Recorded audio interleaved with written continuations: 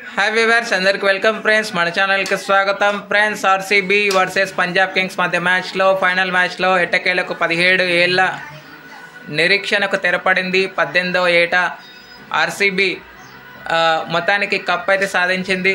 So congratulations to RCB fans. So and RCB players ప్రతి ఒక్క effort పెట్టారు కాబట్టి ఈ విజయం వాళ్ళకి దక్కింది. సో మ్యాచ్ ఎలా సాగింది ఏంటి అని పూర్తి వివరాలకి వెళ్ళిపోదాం. So let's move in to the topic. Hi hello viewer, అందరికీ వెల్కమ్ ఫ్రెండ్స్. మన ఛానల్కి స్వాగతం. మా ఛానల్లో మీకు కనుక వీడియోస్ నచ్చితే లైక్ చేయండి, షేర్ చేయండి, కామెంట్ చేయండి మరియు సబ్స్క్రైబ్ చేయండి. మరిన్ని నోటిఫికేషన్స్ కోసం పక్కనే ఉన్న బెల్ ఐకాన్ని ఆల్ పైన ట్యాప్ చేయండి. ఆల్ పైన ట్యాప్ చేయడం ద్వారా మేము చేసే ప్రతి వీడియోలని, తాజా వీడియోలని నోటిఫికేషన్లో పొందగలరు. సో టాస్ గెలిచి మొదట ఫీల్డింగ్ ఎంచుకున్నాడు పంజాబ్ కింగ్స్ కెప్టెన్ శ్రేయస్ అయ్యర్. వరుణుడు అడ్డుగా నిలిచాడు, అది ఇది అన్నారు, కానీ ఏం లేదు. వాతావరణం శాంతించడం ఆర్సీబీకి ఫేవర్గా మారడం అయితే జరిగింది. సో టాస్ గెలిచిన కెప్టెన్ ఫీల్డింగ్ ఎంచుకున్న తర్వాత మంచి స్టార్ట్ అయితే పంజాబ్ కింగ్స్కి రావడం జరిగింది ఫస్ట్లో. ఎందుకంటే 18 దగ్గర ఫస్ట్ వికెట్ పడింది. 16 రన్స్ వేసి మన ఫిల్ సాల్ట్ అవుట్ అయ్యాడు. తర్వాత మయాంక్ అగర్వాల్ ఒక మంచి పార్ట్నర్షిప్ అయితే చేశాడు విరాట్ కోహ్లీతో. విరాట్ కోహ్లీ ఎప్పటిలాగే షీట్ యాంకర్ రోల్ పోషిస్తూ వచ్చాడు. బట్ టాప్ స్కోరర్ 43 రన్స్ అయితే చేశాడు. అయితే 24 రన్స్ వేసి మయాంక్ అగర్వాల్ అవుట్ అయ్యే సమయానికి స్కోర్ 56. తర్వాత అందరూ తలా ఒక చేయి వేయడం, అంటే పటిదార్ ఒక 26 రన్స్ యాడ్ చేసి వెళ్ళిపోయాడు. 3 వికెట్స్ పడే సమయానికి స్కోర్ 96. తర్వాత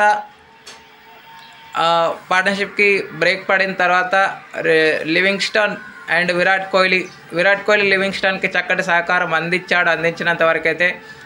బట్ తను 43 స్కోర్ ఉన్నప్పుడు, తన వ్యక్తిగత స్కోర్ ఉన్నప్పుడు అవుట్ అవ్వడం అయితే జరిగింది. లాస్ట్లో జితేష్ శర్మ అండ్ లివింగ్స్టన్ కొన్ని రన్స్ వాల్యుబుల్ యాడ్ చేసిన తర్వాత లివింగ్స్టన్ 25 రన్స్ వేసి అవుట్ అయ్యాడు. మిడిల్ ఓవర్స్లో చాలా వరకు పుంజుకుందని చెప్పుకోవచ్చు పంజాబ్ కింగ్స్.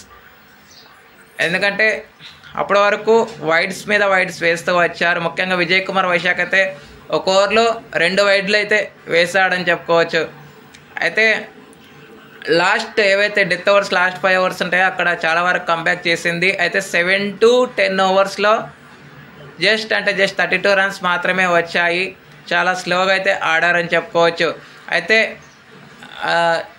లివింగ్స్టన్ 25 రన్స్ వేసి అవుట్ అయిన తర్వాత రొమెరో షెపర్డ్ వచ్చి 17 రన్స్ చేశాడు.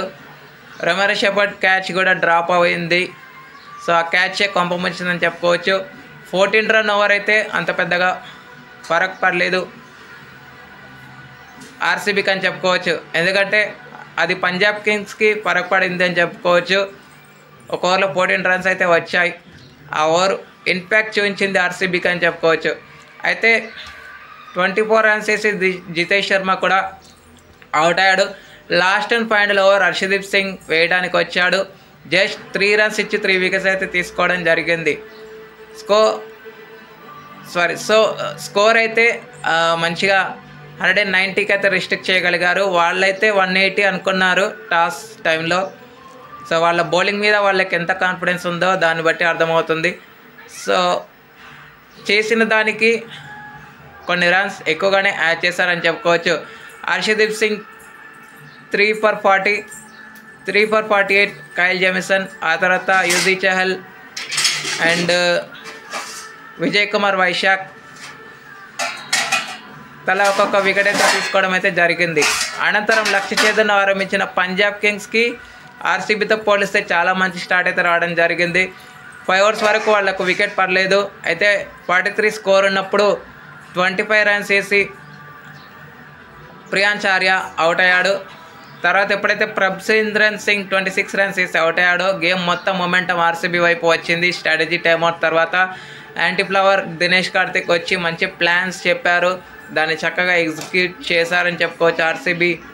ఆర్సీబీ టీం మొత్తం ఎఫర్ట్ పెట్టారు. రన్స్లో అయితే అంతగా పెద్దగా ఇవ్వలేరని చెప్పుకోవచ్చు. శ్రేయస్ అయ్యర్ కూడా ర్యాప్ షాట్ ఆడి అవుట్ అవ్వడం అయితే జరిగింది 1 రన్కి. అయితే నేహల్ వధేరా, జోష్ ఇంగ్లీష్ కొంత పార్ట్నర్షిప్ నిర్మించే క్రమంలో పడినప్పటికీ వధేరా 15 రన్స్ వేసి ప్రెషర్లో వికెట్ని అయితే ఇచ్చేయడం అయితే జరిగింది.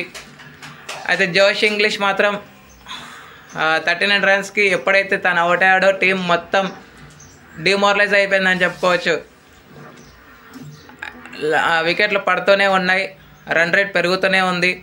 కానీ లాస్ట్ అండ్ ఫైనల్ ఓవర్లో శశాంక్ సింగ్ మాత్రం మూడు సిక్స్లు ఒక 4 అయితే చేసినప్పటికీ ఫస్ట్ బాల్ ఏదైతే ఉందో అది ఫుల్ టాస్ బాల్, దాన్ని మిస్ చేసుకున్నాడు. ఒకవేళ అది కనుక 6 పోయింటే స్టోరీ వేరే లెవెల్లో ఉండేది. కాకపోతే దాన్ని మిస్ చేసుకోవడం వల్ల ఆర్సీబీ ఆనందానికి అవధులు లేవని చెప్పుకోవచ్చు. ఎన్నో ఏళ్ళ కళకు నిరీక్షణకు తెరపడిందని చెప్పుకోవచ్చు. కళ సాకారమైంది ఆర్సీబీకి అని చెప్పుకోవచ్చు. కానీ పంజాబ్ కింగ్స్ని కూడా మనం అప్రిషియేట్ చేయాల్సిందే. వాళ్ళు ఫైనల్కి వచ్చిన విధానం హృదయాలను గెలుచుకుంది అని చెప్పుకోవచ్చు. వీళ్ళ కళను సాకారం చేసుకున్నారు ఆర్సీబీ ఫ్యాన్స్. అయితే ఆర్సీబీ ప్లేయర్స్ ఆర్సీబీ ఫ్యాన్స్ని ఏమాత్రం డిసప్పాయింట్ చేయకుండా మొత్తానికి జెర్సీ నెంబర్ 18 సీజన్ 18 కలిసి వచ్చింది విరాట్ కోహ్లీకి. ఎన్ని సీజన్ల నుంచి 2008 నుంచి ఐపీఎల్ స్టార్టింగ్ నుంచి ఆర్సీబీకే ఆడుతున్నాడు.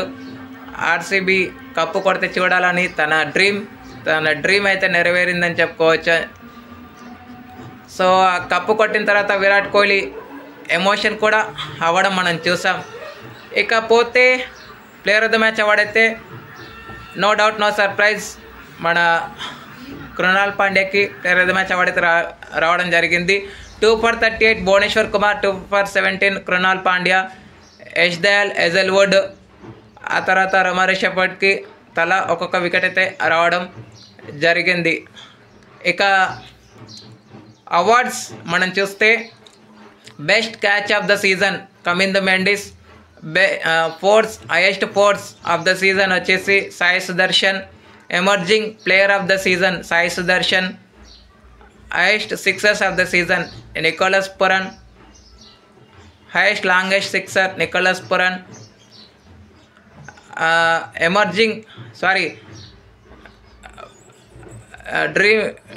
డ్రీమ్ 11 ఫ్యాంటసీ పాయింట్స్ అంటే కదా, అది సాయి సుదర్శన్కి రావడం జరిగింది. టాటా గ్రీన్ డాట్ బాల్స్ మొత్తం మొహమ్మద్ సిరాజ్కి అయితే రావడం జరిగింది. 151 డాట్ బాల్స్ అయితే వేశాడు. సో టోటల్గా 2187 ట్రీస్ అయితే నాటాడని చెప్పుకోవచ్చు. తను వేసిన డాట్ బాల్స్ వల్ల తన పేరు చెప్పుకొని అన్ని ట్రీస్ అయితే నాటబడింది చెప్పుకోవచ్చు. ఆ తర్వాత super striker of the season వచ్చేసి వైభవ్ సూర్యవంశీకి రావడం జరిగింది. సో ఇన్ని అవార్డ్స్ అయితే సొంతం చేసుకుంది. బెస్ట్ పేర్ ప్లే అవార్డు అయితే సిఎస్కేకి రావడం జరిగింది. వాళ్ళు టాప్లో ఉన్నారు ఎప్పటి నుంచో. సో ఎటకేలకు వాళ్ళకే పేర్ ప్లే అవార్డు అయితే రావడం జరిగింది. ఇక ప్లేయర్ ఆఫ్ ద సీజన్ వచ్చేసి సూర్యకుమార్ యాదవ్కి వరించడం అయితే జరిగింది. Thank you friends. Once again congratulations to RCB fans.